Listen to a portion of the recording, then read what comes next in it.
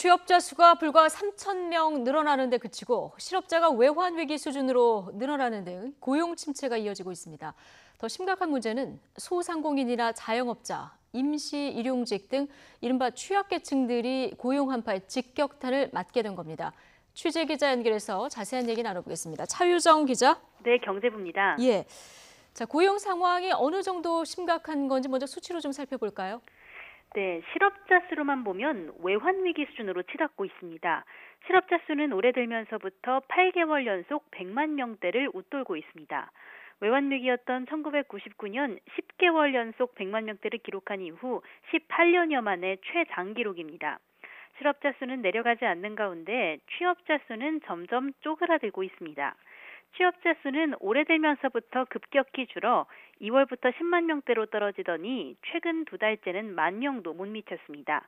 지난달에는 불과 3천 명 증가하는 데 그쳐 금융위기 여진이 이어지던 2010년 1월 이후 8년 7개월 만에 가장 적었습니다. 지난달엔 청년 고용도 얼어붙으면서 청년 실업률이 같은 달 기준으로 19년 만에 가장 높았습니다. 네.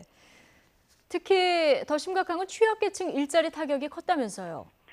네, 그렇습니다. 업종별로 살펴보면 도소매업과 음식 숙박업 일자리가 1년 전보다 무려 20만 개 넘게 줄었습니다. 도소매업은 자동차 판매업이나 시장 소상공인들이고 음식 숙박업은 음식점, 숙박시설을 운영하는 대표적인 자영업 업종들입니다. 통계청 설명은 무인 점포나 최근 온라인 쇼핑이 증가하고 소비 부진에다가 제조업 부진 때문에 자동차 판매나 인근 소상공인들이 일자리를 잃었기 때문이라고 설명을 했습니다. 급격한 최저임금 인상도 고용 감소 원인으로 지목됩니다. 전문가들은 급격한 최저임금 인상으로 인한 비용 부담 때문에 종업원을 줄이거나 아예 가게를 접는 경우가 최근 많다고 설명했습니다. 이와 함께 경비원이나 청소원이 포함된 시설 관리업 취업자 수도 1년 전보다 11만 명이 넘게 줄었습니다. 예. 이 고용 지위가 불안정한 임시 일용직 근로자도 좀 많이 줄었다면서요. 네, 종사자 지위별로 보면 임시 일용직 일자리가 1년 사이 24만 개 가까이 사라졌습니다. 최근 건설업 제조업 부진으로 고용 지위가 불안정한 임시 일용직들부터 일거리를 잃었기 때문입니다.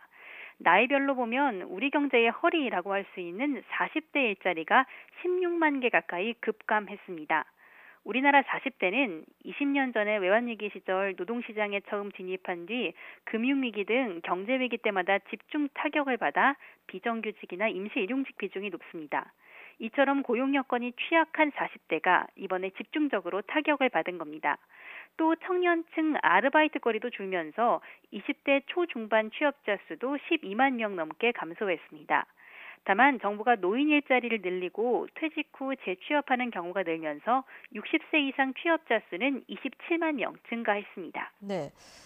자, 이렇게 취약계층이 일자리를 많이 잃어서 양극화 앞으로 더 심해질 것으로 우려가 되는 상황인데요. 정부 대책 그리고 앞으로 고용 전망은 어떻습니까? 김동연 경제부총리는 이 최저임금 인상 속도 조절을 강조했습니다. 어제 고용지표가 나온 직후 경제관계장관 회의를 열고 최근 이 고용 침체 원인 중 하나로 최저임금 인상을 지목하고 합리적인 대안을 찾겠다고 밝혔습니다. 앞서도 김 부총리는 여러 차례 최저임금 속도 조절 필요성을 언급했는데 이번에 좀 더 적극적인 톤으로 속도 조절 의사를 밝힌 겁니다. 다만 제조업 구조조정 여파는 계속되고 있고 소비 심리도 쉽게 되살아나긴 어려운 데다 9월에는 추석 연휴까지 껴있어서 다음 달 발표되는 고용 사정 역시 쉽게 좋아지긴 어려울 거란 암울한 전망이 높습니다. 지금까지 경제부에서 전해드렸습니다.